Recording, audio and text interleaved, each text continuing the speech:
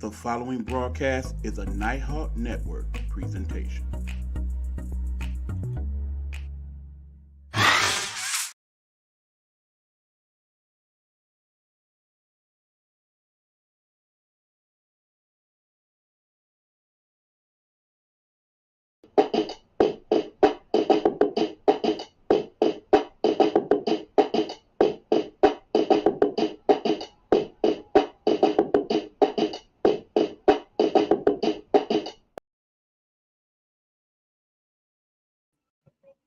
Hey, what's going on, good people? It's your boy E-Buck in the building, and it is time for the Big Buck Sports Report with your boy E-Buck. What's happening, everybody? Hopefully you're having a good week so far. We are here tonight to talk some sports with you. We want to talk about what's going on in the NBA, the WNBA, so on and so forth. Thank you all for tuning in. We appreciate you as always. If you have any comments in regards to anything we're talking about, feel free to throw them in the comments as well. That being said, people, let's get into it. We're going to start out with the NBA. As you know, now we are into the Final Four. That is the final four teams to go. Two will be going to the finals, and one, of course, will be the champion. Without further ado, let's get into it. Right now, of course, we have the two teams that are the Celtics and the Pacers in the East. And in the West, we have good old Minnesota going up against the team that we did not think they would be facing. Let's talk about both sides of that and how we got here. Okay, first of all, Minnesota got here by beating the world champion Denver Nuggets in a series where at first we thought that's exactly what was going to happen. We saw those two teams play in the first two games. Minnesota, they looked dominant. They played great defense. They slowed down everybody that was not named Nikola Jokic. And it looked like they was going to run away with this series. It looked like, in fact, that they was going to actually go ahead and sweep these guys. However, did not occur, did not take place. Find that interesting, but nonetheless, it was cool because what happened was Denver went with that old saying, you know the good one, never underestimate the heart of the champion. Well, exactly it was that because they came back those next three games, in fact, and won all three, saying that, yeah, we are the champs. We're not ready to go home, and we ain't going to make it that easy for you. So they played some strong defense. They basically shut down everybody that wasn't Anthony Edwards, and they found themselves in 3-2, looking to go ahead and finish them up and head into the conference finals. Now, hold up, wait a minute. Something had to get up in it because these last two games was a whole different story. In game 6, they, bottom line, did not show up for work, okay? They did not get it done. They did not do what they need to do to finish these guys off. And y'all know that old saying, never underestimate what may happen in a game 7. In a game 7, it could be anything. Hold on one second. Let me do something right quick, guys. Need to share this with a couple more places that I forgot. Alrighty then. Back to the live here. Now, game 7, as you know, anything happened in game 7, that's exactly what happened. Because Denver came out, they came with a grind mode like no other. It looked like, in fact, that they was going to show them, yeah, we are the team that we are supposed to be, and we about to finish you guys flat out. Because it was a point in the third quarter, they were up by 20. It was 58-38, and it looked like Minnesota, not quite yet. Wasn't quite ready for prime time. But something happened during one of them timeouts, and the whole series changed from there. Basically, they remembered what got them there to that point, and Minnesota finished them up and finished them up strong. Now, was it so much Minnesota won the series or Denver lost the series? A personal feeling, Denver definitely lost the series. It was on them, people. What simply happened was Denver did not put in the work that they needed to do to finish these guys off. Yes, Jokic was there. He was doing his thing. He did not have much backup. You know, these key series tend to come down to not the superstar players, but the Jags, as I call them, the just another guys, you know, the role players. And the role players did not do their role. Whether it was Michael Porter Jr. or KCP, Even Aaron Gordon did not have a good game 7. And as a result, they are home now. Now, the question is this it for Denver? Are they one and done? Is this just a step in the road to where they eventually get back to form of the dynasty? Only time will tell. But for now, Minnesota Timberwolves are in the Western Conference Finals. Now, who are they facing? They are facing the Dallas Mavericks, who had a tough series with OKC. Understand that the OKC Thunder was a young up-and-coming team. Just wasn't their time yet, y'all. They are definitely ahead of schedule, no doubt about that, but just not ready to go on and take that next step yet. They played Dallas tough, but in the end, the youngsters showed that lack of veteran leadership. You know, even though SGA, you had to give him credit. He finished second in the MVP voting and played every bit of that in this series.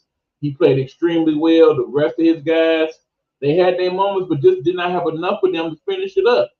In the end, it came down to what was going on in Dallas, and it wasn't always about Big Luka and Yaki Kyrie, also known as Uncle Drew.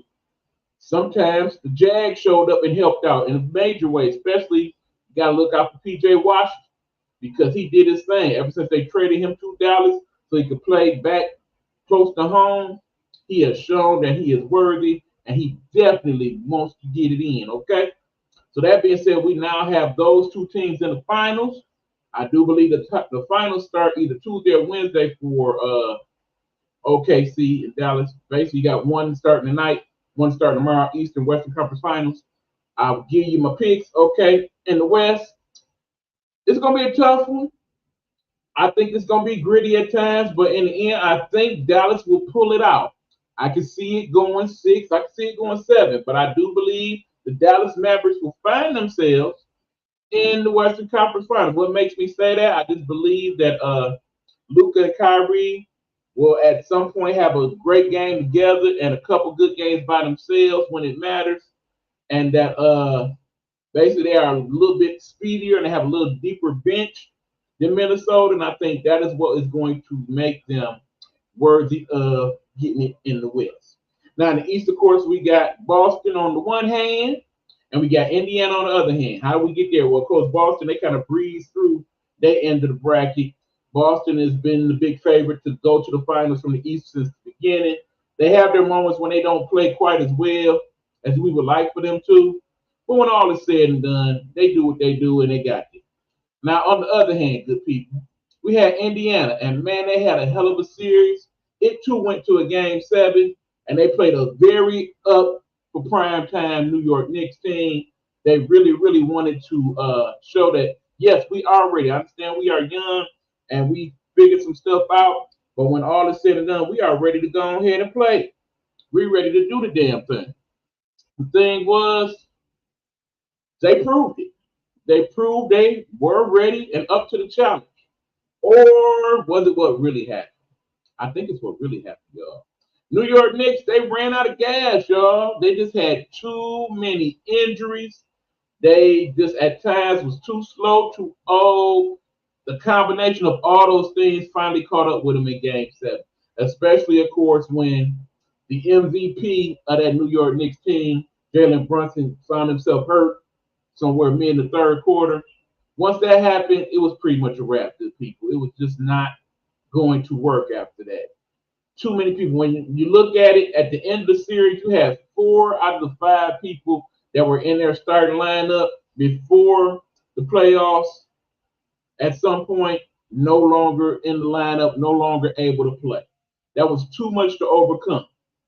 Are the New York Knicks heading in the right direction? Definitely so. Just this year wasn't meant to be. Even so, I think they would have had a very hard time beating Boston at this point.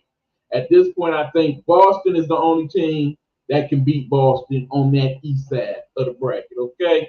So if they come in, focus, playing the way they need to play, playing that good defense, shooting the threes when necessary, not shooting them when not necessary, playing that quality defense that got them 60 wins this year, not only should they win in the East, but they should win rapid-handedly.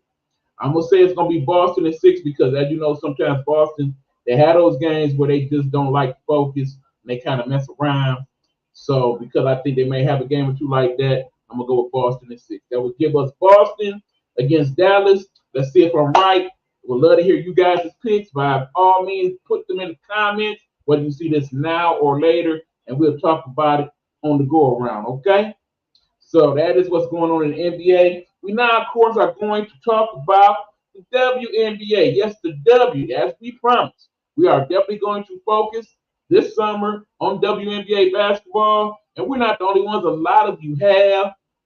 It's been great to see in the comments on social media. A lot of you are definitely watching the games, keeping up with all the players, following them on social media, signing up for the WNBA app, going to the games.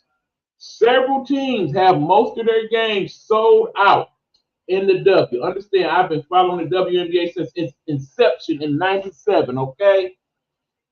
Even in the heyday of the teams such as the Detroit Shock and the Houston Comets or whatnot, never has the WNBA been this popular.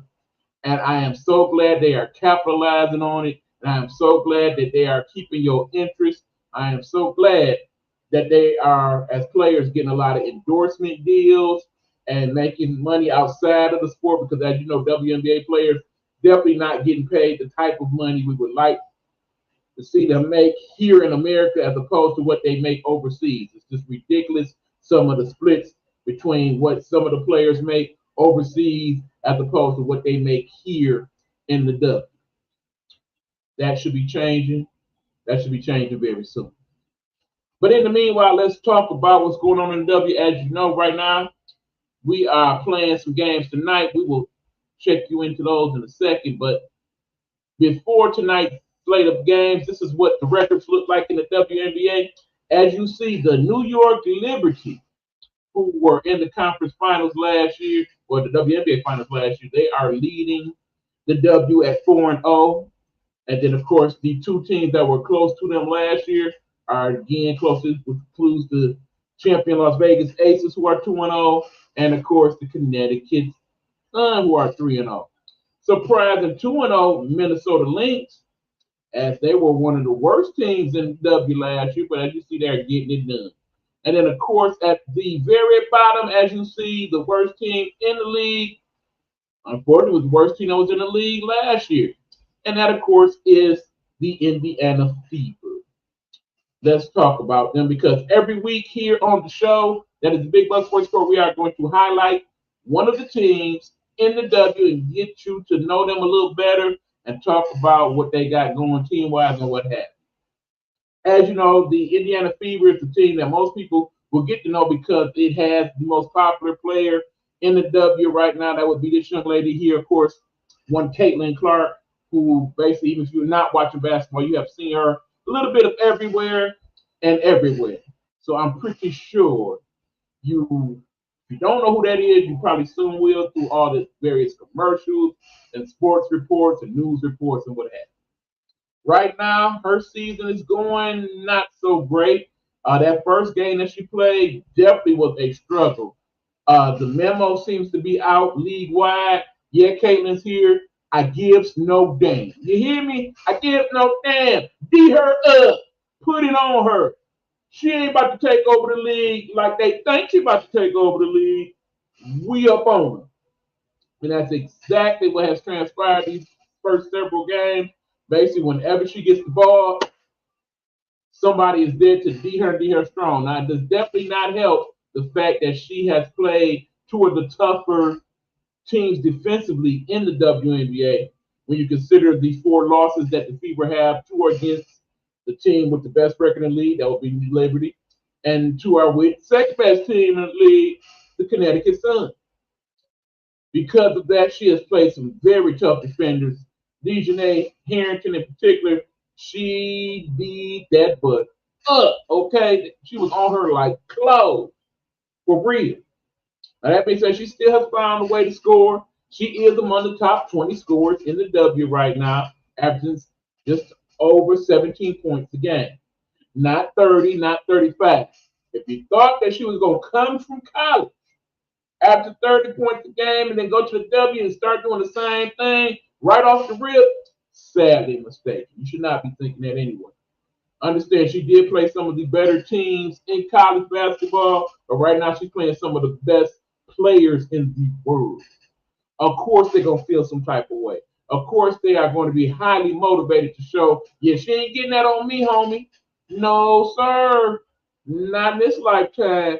She's going to earn that, and she is definitely doing so. Now, the problem you will have when you watch the Fever is that they're just not quite where they need to be personnel wise to get Caitlin to that next level. Okay, understand she is to be the ball dominant person on that squad. The veterans on that squad are definitely going to have her back in terms of making the shots when she gets them the ball. Because understand, she is top 20 in scoring. She is also top 20 in assists right now in the W because she is recognizing that when she is double triple team that there are people open. The difference is, however, is that people seem to be already reading her mind in terms of where she's going with the ball most of the time. So oftentimes when she goes to throw that pass is quickly picked off because they're thinking, okay, she's gonna throw it to the post, I'm here. Okay, she's gonna throw it to the side, I'm right there. And then a lot of her teammates are not hitting the quality shots much like they were in Iowa when she was getting her thing on last year. I think that's partly because remember, WNBA had training camp, had basically preseason game 1, 2, started the season. All that happened in the last 28 days, okay? They barely know each other. They're still in the get to know you phase of this whole process. Because of that, it's going to take some time for them to gel. Also, the Indiana Fever, for the most part, a young team. Okay, they do have a couple veterans on the squad. When you look at Kelsey Missile, who, of course, if you know your college basketball, at one point in time was the highest scoring person in the history of college basketball among women. Because you got to remember, before there was Caitlin Clark, she of course passed Kelsey Plum, who is now with the Vegas Aces. And before it was Kelsey Plum, it was Kelsey Milch. She was all-time leading scorer. So she is able to score the basketball. Erica Wheeler, another teammate of Miss Clark's, good ball handler. These two ball handlers should split time with Caitlin handling the basketball. Because it seems like the Fever, when they play their best, is when they're in transition, basically running and gunning, playing off defensive turnovers and things of that nature. When they go to the half court set and people have time to set up their defense between Caitlin Clark and her trying to get it to Aaliyah Boston and the other post players, they are ready for that. Particularly if you have several quality bigs like the Liberty and the Connecticut Sun do. So that being said, definitely look for Caitlin Clark to have better games in the near future because simply the schedule will help her with that. She is going to play two of the not as good teams these next couple games. When you look at her playing the Seattle Storm tomorrow, and then of course the big matchup between her and the Chicago Sky on Saturday. So look for her to play a little bit better. One, because they'll have a couple days to get some practice in, and two, because she's starting to get used to it. You can tell even last night there were times when she was more comfortable. Now, going back to Caitlin Clark here for a minute in the field. Understand, young lady, you are a rookie. All the glory and the fame and stuff aside, you are a rookie. Oftentimes, you try to take on a veteran persona. The WNBA is not ready for you to do that. That is why you are getting some of the bad calls that have been made against you. That's why you got some of the quick technicals that you have gotten early on in the season. You have to earn your keep when it comes to that. So yeah, there will be times that you should be the vocal leader, and sometimes where you need to let some of the veterans on your team defer. Another reason why I think they are going to struggle at times this year, the Indiana Fever, is because they need some legitimate outside sharpshooters. The only couple of sharpshooters, you got Kelsey Mitchell, who's a decent shooter, but Katie Lou Samuelson, who's coming off a pregnancy, coming back to the W, they definitely need for her to step it up and start shooting it from the outside. And I think at some point, not sure what the trade deadline is set up like in the WNBA this season, but I think they definitely need to look for someone who is a quality three-point shooter and try to add them to this squad now. Based on the sets and what they're running offensively, defensively, I really think at this point I can see them having just as many wins this year, which was 12, as last year, and that's not going to be good enough to get them to the playoffs, and it should not be good enough for the present coach of the Indiana Fever to keep her job. Based on what I've seen so far, I would not even be surprised if they fire her earlier than the end of the season, because I think it's time to say, they may have a chance to save the season, but based on what I've seen them run so far against the better teams in the W, that's just not going to get it done. So that is my assessment of the Indiana Fever. By all means, check out the W. There are several ways you can do so, but the best way to do it is to get the WNBA app. Now, I do believe you can download it for free and you will get like some of the quick little highlights and whatnot. But if you get the full app, which will run you about $24.99, you will be able to watch all the games. You will be able to catch many of them live. You'll be able to go back and watch not only the previous games of that day or the day before, but I believe throughout the season you can actually go back to a team and pick whatever game it was and watch whatever game that is in its entirety. I do believe they're set up that way. It is definitely one of the better interactive apps of any sports league that I know.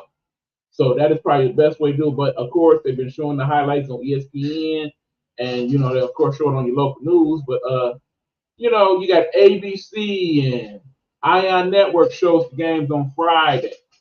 And I do believe you can catch some of the games on Tubi. It's a lot of different ways this year that you'll be able to catch the WNBA and check out some of your favorite players. And of course, if you go on their social media, a lot of them posting their highlights and whatnot. So by all means, check it out. So that is my assessment of the Fever. Again, I don't see them making the playoffs. I said that in my preview last week. I still hold to that. I don't see them make playoffs. I could actually see a scenario where they're, again, one of the worst teams in the league and definitely get a chance to be in that lottery again next year.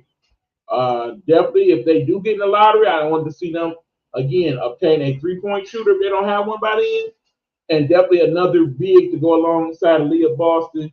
They definitely need more bigs because the better teams in the league have multiple bigs, and they are very athletic, and they're going to have a hard time competing with those teams with what they have right now.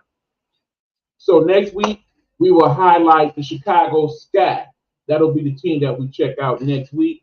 So if you got any questions or any comments in regards to that, by all means, again, put it in the comments, and we will go on ahead and hook it on up for you. Absolutely. So there have been no comments at the moment. We're going to go ahead and keep the ball rolling, people. On to the next topic for discussion. Little MLB for you. Right now, MLB pretty much settling. Not a lot going on, but one person that I would like for you guys to watch for is this person right here. This young man is Paul Skeens. He is a pitcher for the Pittsburgh Pirates organization. And when I tell you, if you haven't seen him yet, he is definitely someone you want to check out. Keep in mind, he just was drafted a couple years ago. He is already up to the big club. And not only is he up, he is pitching very well. Part of why he's able to do that is because he is the hardest throwing starting pitcher in baseball right now. His average pitch, average fastball, a little bit over 100 miles per hour. Did you hear what I said? 100 miles per hour. He's probably the hardest fastball pitcher that is consistent like that since the great Nolan Ryan himself. And then, of course, he has a couple breaking pitches that are very dominant. He has this thing called the Springer, which is basically like this outlandish slider that he throws extremely hard. Imagine you got somebody throwing 100, 100, 102, and then they come with a slider that's like 92, and then get through the changeup at about 86. That's a deadly combination. If he can keep that going and have some great control, he could very well be the next dominant pitcher in MLB. No doubt about it. Why haven't you heard of this dude? Same reason why we haven't heard of a lot of the people in the MLB. They are not doing a very good job of advertising the game. When you got all these other sports going, you got to have some players that are playing well that you can advertise. But of course, the people that have chosen to be the poster boys not doing quite so well. When of course you have people like Mike Trout that are always hurt for the Anaheim Angels. You have people like, of course, the big fella there in New York, who is basically having one of those seasons like he usually has, where it takes him a little time to warm up Aaron Judge, and then by the time he does, he'll probably spend a little time on the disabled list. Hate that for him, okay? Of course, we all know Shohei Ohtani. He is, of course, the best player in the league.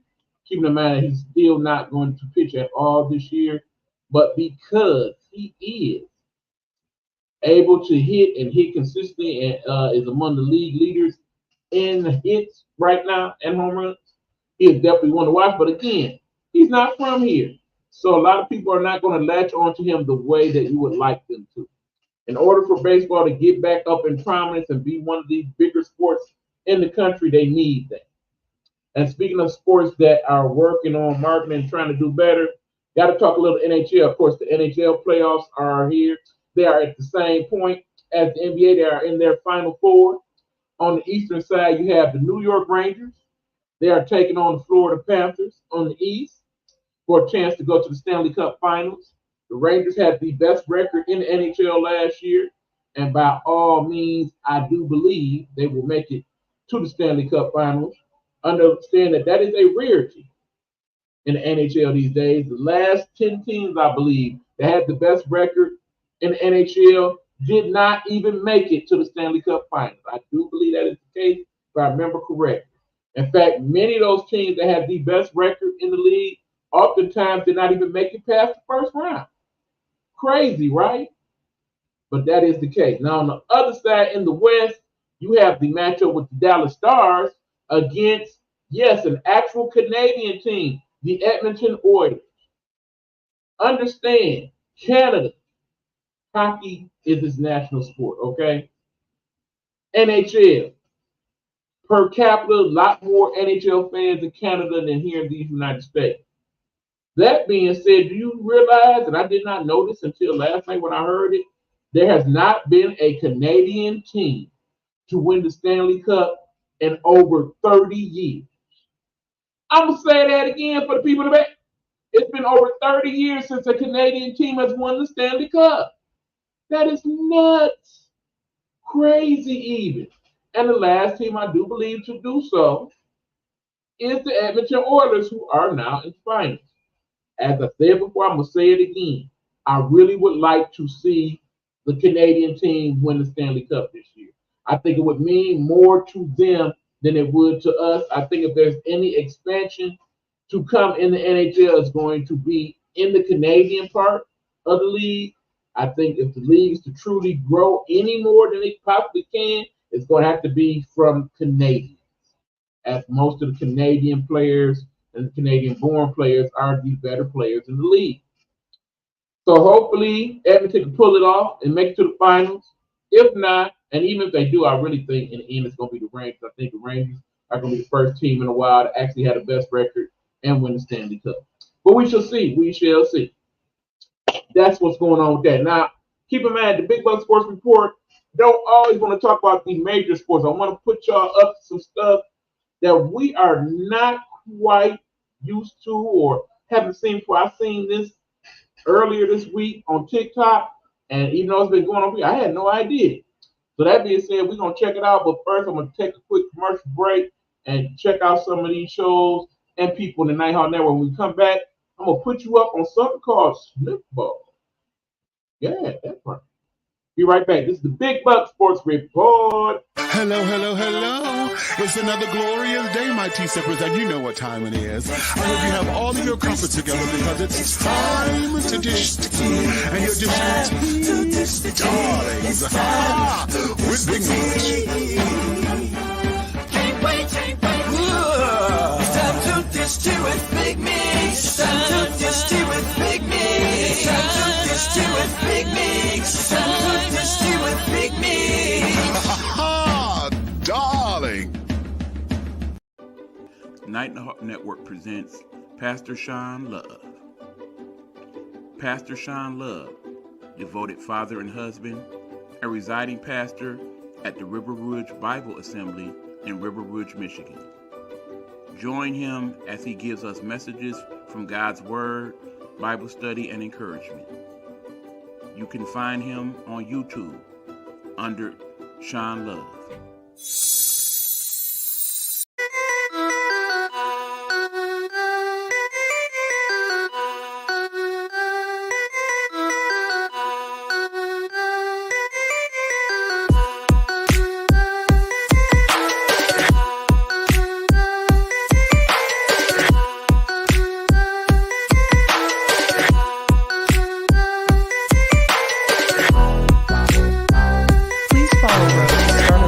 On Blog Talk Radio or where most great music podcasts are located. Don't forget. Hold up.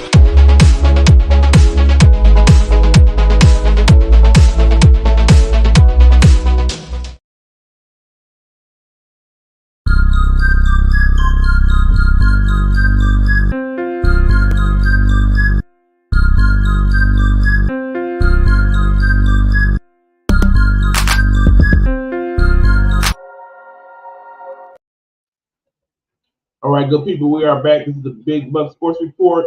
We are now about to bring to you, if I've done this correctly, that is, a little sport they call snookball. Let me see if I can properly access for you guys. Here we go. No need to adjust your monitor. This pool table really is giant, and you don't need a cue stick to use it. You had to play some angles, and you had to have some power behind it, and you had to have some accuracy. The game is called snookball, and it just started making its way to Central Florida from Europe. So the name snookball comes from the word snooker, which is a form of billiards. And as you may have guessed already, the word ball comes from the soccer balls used in the game. The rules are nearly the same as traditional pool. Players have to sink the numbered balls into the pockets, leaving the 8 balls until the end. The big difference is players have to use their feet. The first player to sink all the balls wins.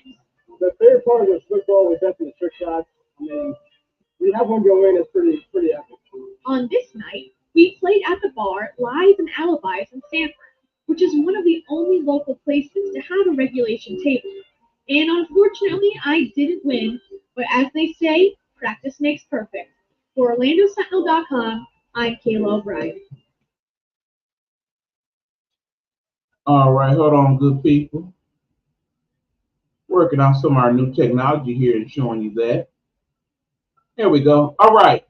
Yeah, that, my friends, is the thing they call snookball. Now, understand, apparently this is not a new thing. This is something that's literally going on for past 6 or 7 years now. Young snookball.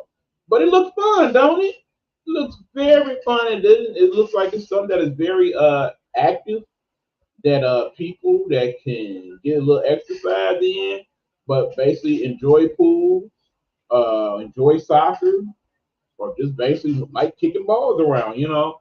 The thing is, of course, since it's been a few years and I have not seen that anywhere, to anybody in the local Detroit area, if you know a place that has snookball, please let me know. I want to play.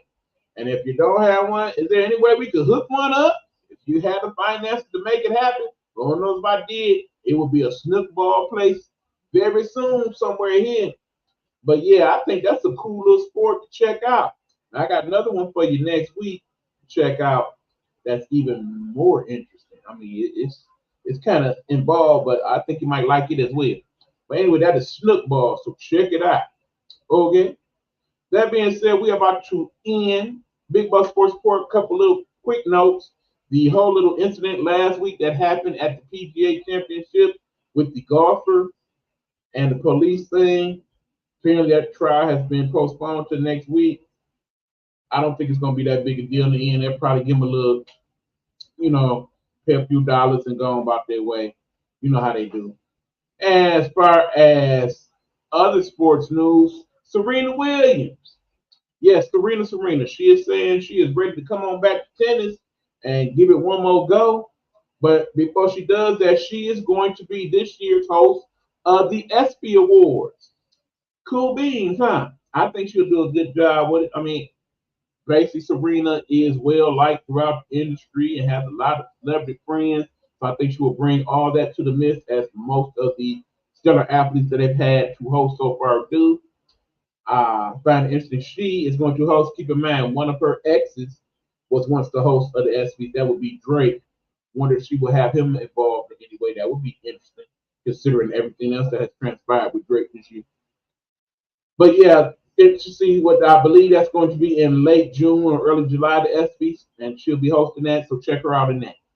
Anyway, I'm looking forward for y'all to checking back in with us tomorrow when we have my good buddy Hugh Lee doing his show over there on our part of the Nighthawk Network. That is the Sports Guru Sports Perspective. He's going to give you his thoughts on the NBA and probably give you some WNBA thoughts as well and check in with you with some of the football news of the day. Oh, that reminds me, I do got one more little thing of note that I saw that I found very interesting for you Detroit Lions fans. Check this out. Did you know the following? Do you see that? The Detroit Lions only have 3 games that will be played outdoors this season. That definitely plays to their advantage because if you know the numbers as they are for our great quarterback who just signed the extension one, Jared Goff, he definitely tends to play better indoors than outdoors. So the fact that we only have 3 outdoor games this year, which is of course the game that we have in Chicago, the game we have in Green Bay, and the game we will play once again in San Francisco. Those will be the 3 outdoor games. Uh, See them losing 2 of those. Green Bay definitely gonna be better this year as well, and you already know the situation in San Francisco. Even though I think they'll be highly motivated to beat the 49ers. I know I'm highly motivated for them, particularly because of one individual who will remain nameless. But you know who you is, man. If you check on in, say something. Say something, Jay. Yeah, I'm talking to you. Anyway, that is that. Okay, y'all, we're about to end the Big Buck Sports Report. Until next time we check in, be safe, be blessed. Don't stress. Put your hands in the man. Get your prayer on. Let the good Lord deal with the rest, okay? Until next time, good people, your boy is E-Buck. And him up out of here. Don't have no outro to the show. So, intro again. Here we go.